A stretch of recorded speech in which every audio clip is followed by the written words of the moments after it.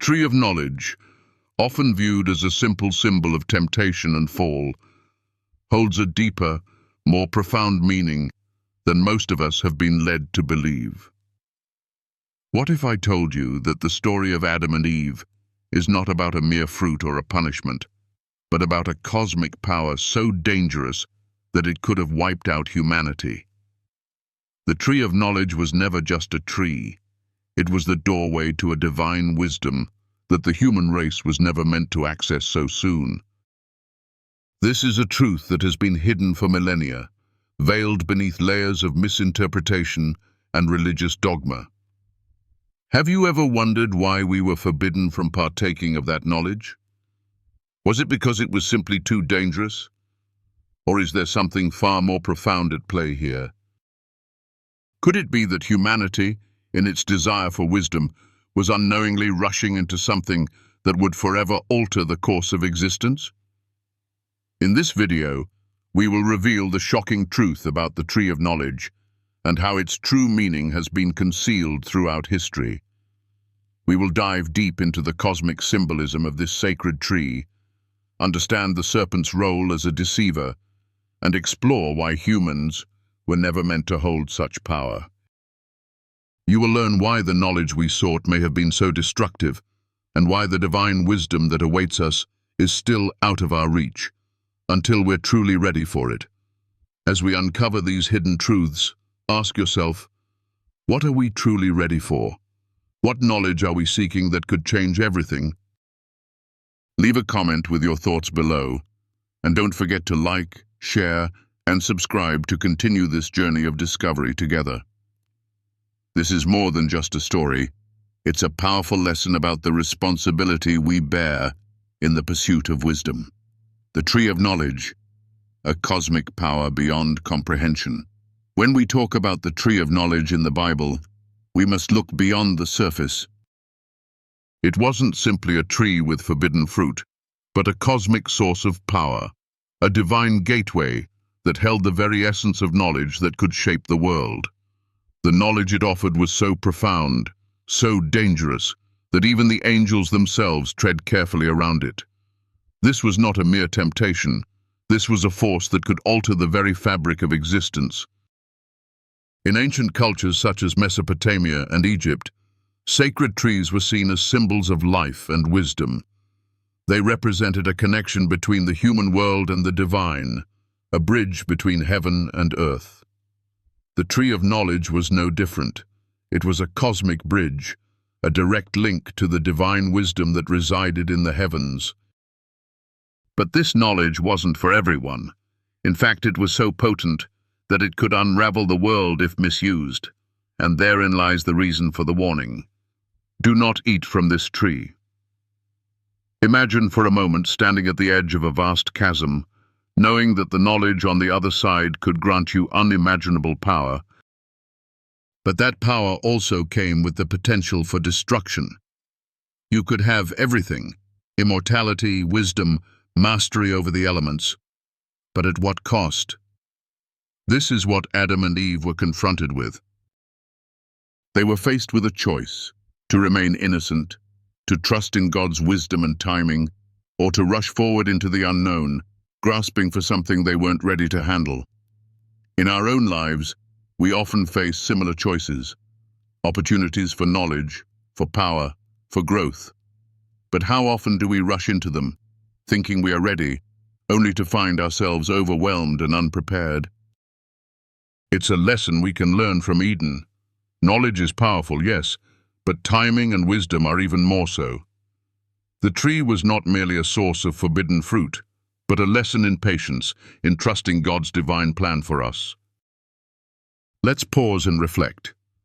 How many times have you felt like you were ready for something, whether it was a new relationship, a career move, or an idea, but upon diving in, realized you weren't prepared for the weight it carried? Sometimes the greatest wisdom is not in what we know, but in knowing when we're ready to receive it. Just like the tree of knowledge, it's about understanding the responsibility that comes with power. Only when we are ready can we bear the weight of that wisdom, and only then can it truly transform us for the better. As we continue, let's think about this. When is the right time to seek knowledge, and when do we need to wait for the wisdom to catch up to us? The serpent's temptation, a dangerous shortcut to power. In the garden, the serpent was more than just a simple creature. It was a symbol of the dangerous allure of shortcuts. When the serpent approached Eve and promised her that by eating the fruit, she would become like God, what was really being offered wasn't just knowledge. It was an accelerated path to power, an invitation to bypass the divine process, to grasp for something before it was time. The serpent wasn't lying in the conventional sense. It was offering Eve the knowledge she sought, but at a cost far greater than she realized. It was like trying to skip the lessons of life and jump straight to the final chapter. But knowledge acquired too quickly, without the maturity to handle it, is not a blessing, it's a burden. Take a moment and think about the choices you've made in life. When you were eager to fast-track your way to success, to wisdom, to fulfillment, how often did those shortcuts end in disappointment or regret? There is a dangerous temptation in this fast-paced world to seek immediate results, immediate knowledge. But sometimes the journey itself, the lessons learned along the way, is more valuable than the destination. God intended for humanity to grow into wisdom gradually, not to rush into it. For only in gradual growth do we learn the self-discipline required to handle it responsibly. The serpent's temptation was more than a simple offer of knowledge. It was an offer of immediate power, of gaining everything without paying the price of time. But true wisdom comes with patience. The growth of wisdom is not a race. It's a slow, steady process that transforms us from the inside out. In our own lives, we must ask ourselves, are we looking for quick fixes, or are we willing to walk the long, difficult path to true understanding? The serpent's shortcut might seem appealing in the moment, but the cost is too high. Remember, with great power comes great responsibility, and we cannot bear the weight of that power until we have been properly prepared. As we reflect on this, think about the times you may have been tempted to take a shortcut, whether in your career, your personal life, or your spiritual journey. How did it affect you in the long run? What would have happened if you had waited for the right time, for the wisdom to fully mature within you? We often find ourselves in situations where the temptation to take a shortcut is overwhelming. But like Adam and Eve, the consequences of that choice can last a lifetime. The journey toward wisdom and understanding is never wasted. It is through the waiting and the growth that we become ready to handle the power we seek. The incompatibility of the tree of knowledge and the tree of life. The Garden of Eden presented Adam and Eve with more than just physical beauty and divine companionship. It placed them in the presence of a profound cosmic truth. The tree of knowledge and the tree of life stood as symbols of two distinct paths, one of wisdom and the other of eternal existence. But what we often overlook is that these two trees, though both bearing power, could not coexist in the same life. Humanity was given the choice to partake of one, but not both. Imagine this. If Adam and Eve had gained the knowledge of the tree of knowledge, combined with the eternal life promised by the tree of life, they would have become immortally corrupt. Their desires, their choices, their actions would have been influenced by an uncontrolled wisdom, a knowledge not tempered by growth or experience. It's like giving a child the keys to a car before they've learned how to drive. They might possess the power to steer, but they would lack the wisdom to navigate safely. The two together, knowledge and immortality, would have turned them into beings who, over time, would have been unable to change, to learn, or to grow. This eternal corruption, untethered by the lessons of death and the limitations of human existence, would have doomed humanity to a never-ending cycle of destruction. Death, then, was not merely a punishment, but a merciful intervention. God shortened the human lifespan not to punish, but to protect. Death was a boundary that ensured humanity would not be overwhelmed by the power of unchecked knowledge. It became a way to ensure that wisdom and understanding could grow over time, nurtured by experience, humility, and growth. Without death, there would be no opportunity for redemption, no room for growth in wisdom. With death came the possibility of rebirth, of learning, and of transforming into something greater than we were before. In our own lives, we often struggle with the limitations we face. We desire endless success, boundless knowledge, and eternal life. But what if these desires come at a cost? What if the very things we want could keep us from growing, evolving, and becoming who we were meant to be? Death, in this sense, is not just an end but a beginning, a chance for us to refine, to renew, and to transform. Just as the tree of knowledge and the tree of life could not exist together in Eden, so too must we understand that we cannot have everything at once. Wisdom takes time. Life is a journey that demands patience, and in the lessons of loss, limitation, and mortality, we find the greatest growth. This truth is difficult to accept, but when we do, we can begin to live with the understanding that our limitations are not punishments, but opportunities for growth. The key to this message lies in embracing what we cannot control, learning from the boundaries set before us, and understanding that the most important wisdom often comes through surrender and patience. The forbidden fruit. What was it really? For centuries, the image of the forbidden fruit has been etched into our minds, primarily as an apple. But if we look closely at the original text, we see that the Bible never specifies what type of fruit it was. This is where the journey into deeper understanding begins. The idea of the fruit being an apple is merely a later cultural addition, influenced by art, literature, and tradition. In truth, the fruit may have been something entirely different: figs, grapes, or even wheat, as various ancient rabbinic traditions suggest. The point, however, is that the fruit is not as important as what it symbolizes. What if, instead of a literal fruit, the fruit itself was a symbol, representing forbidden knowledge that Adam and Eve were not yet ready to handle? What if the act of eating the fruit was about more than just defiance, but about reaching beyond what was intended for them, and in doing so, unleashing consequences that would reverberate through human history? Think of the fruit as a symbol of the forbidden knowledge we seek in our own lives.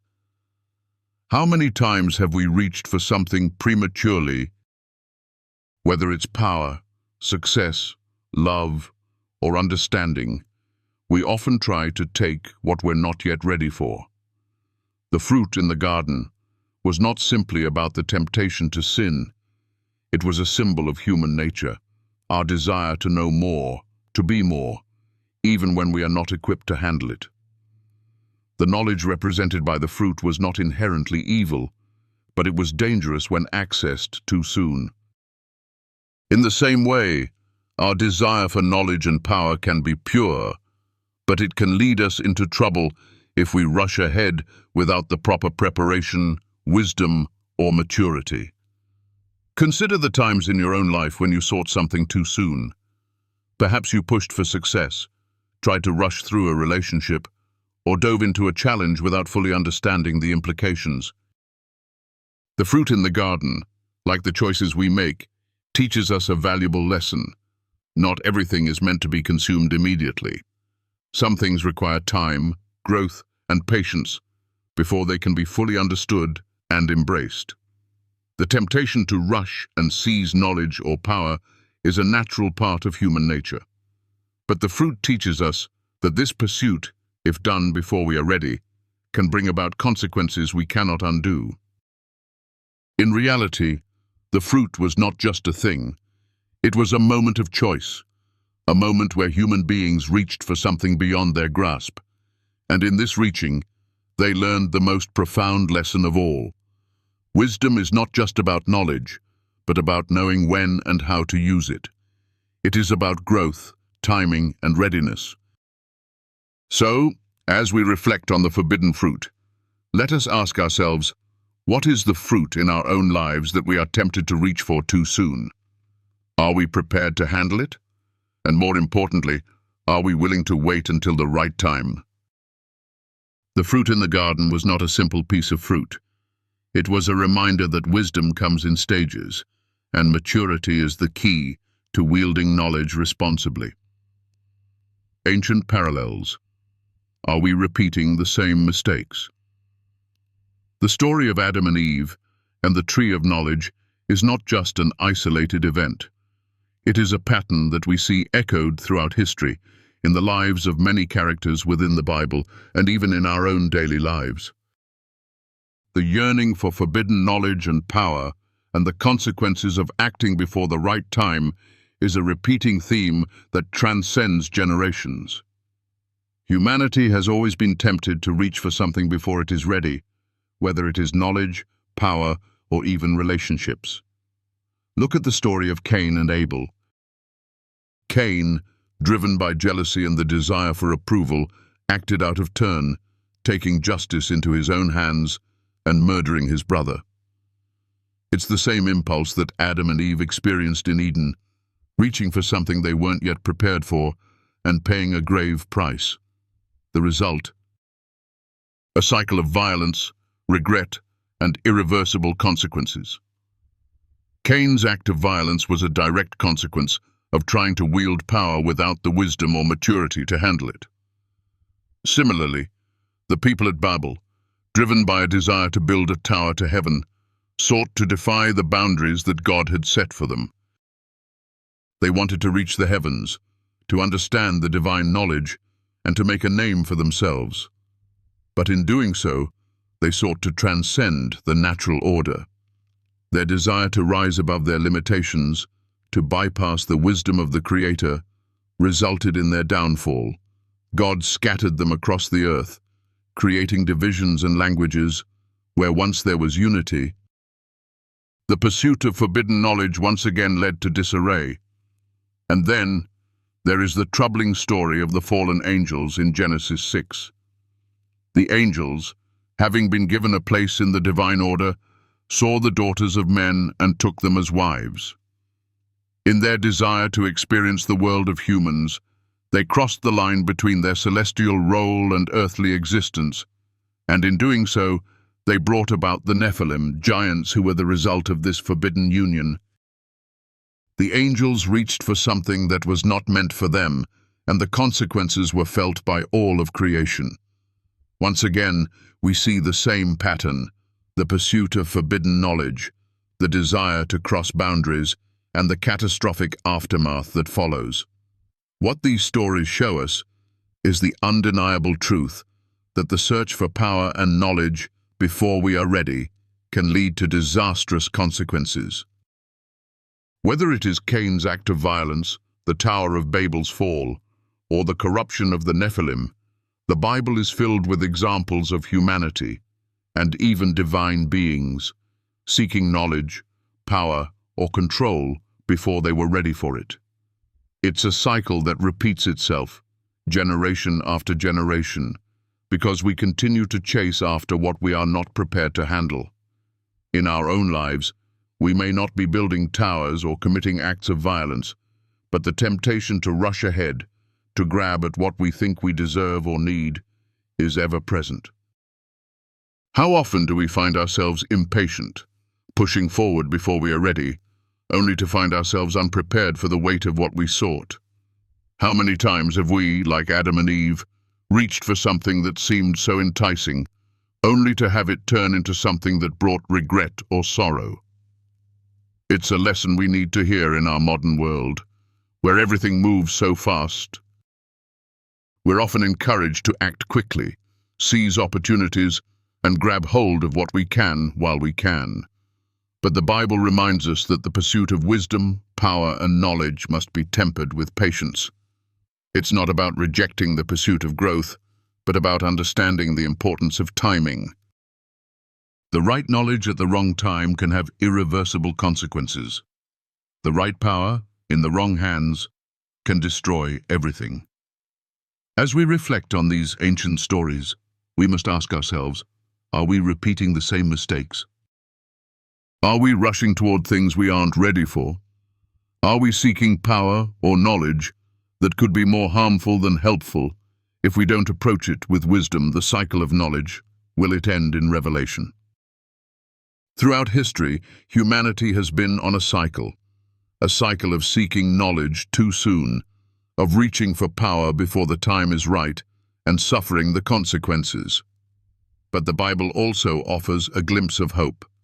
The cycle will not last forever.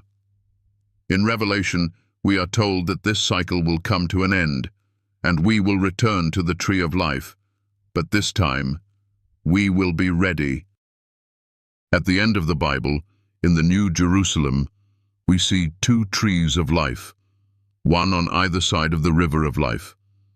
This is a significant image because it tells us that, in the end, humanity will return to the tree of life, not in our fallen state, but in a redeemed, perfected form. The knowledge that was once too dangerous for us will finally be ours, but only when we are ready to handle it. It's a beautiful image of redemption, of how we can, in the end, experience the fullness of God's wisdom and life without the danger of being consumed by it. The trees of life in Revelation represent not only eternal life, but also the restoration of all things. When we are finally ready to understand the knowledge of God, when we have been purified and transformed by time, death, and growth, we will be able to partake of this tree without fear of corruption. We will be ready to live with the wisdom we have sought for so long. The tree of knowledge, once so dangerous, will no longer hold the same threat, because we will have grown into the wisdom and maturity needed to fully embrace it. In this sense, the Garden of Eden was not just a place of loss, it was a place of preparation. The fall was a necessary step in the process of human growth. It was a painful but ultimately redemptive moment where humanity learned the hard lessons of power and knowledge.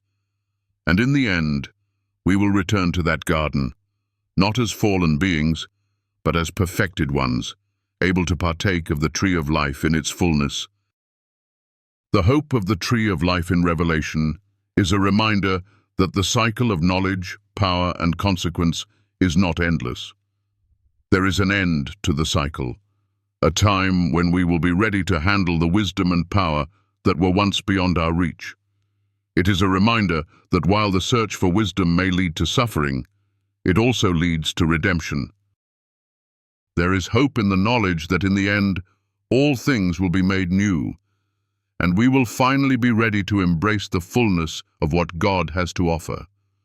As we look to the future, let us take heart in the promise of the tree of life. Let us remember that the wisdom we seek is not out of our reach, but it must come at the right time when we are ready to receive it.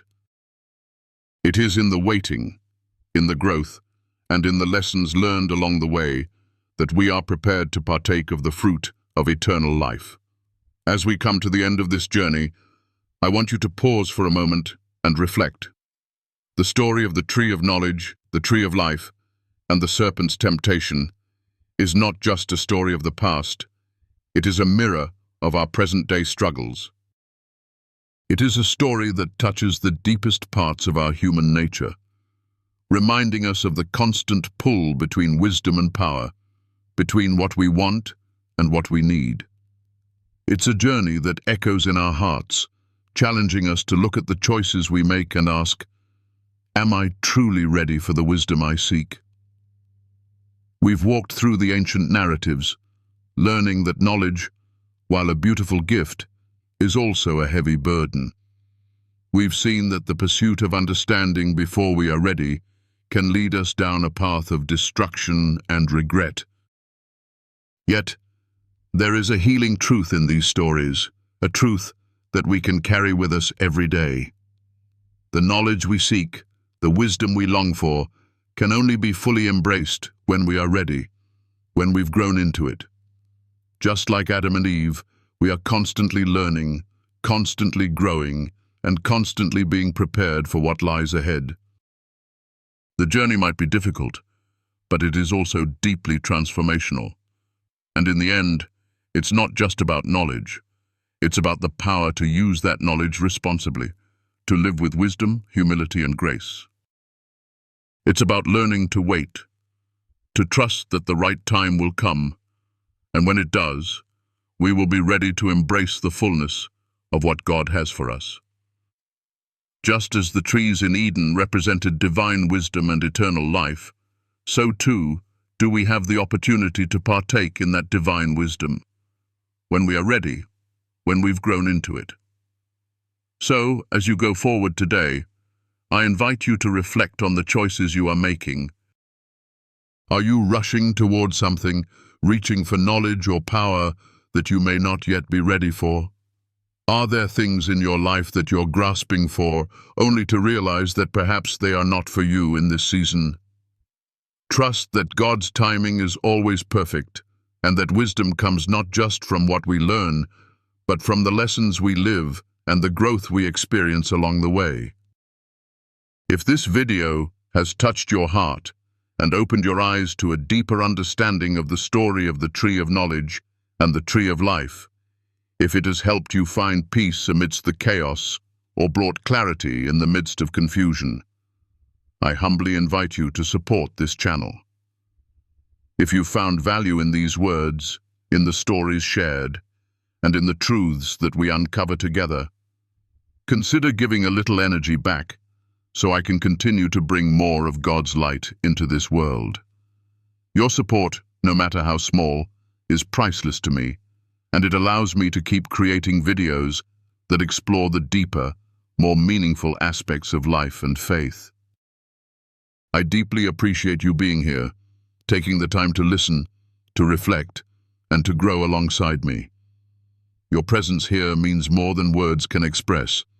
And as always, if you found this message helpful, please like, subscribe, and share it with others who might benefit from it.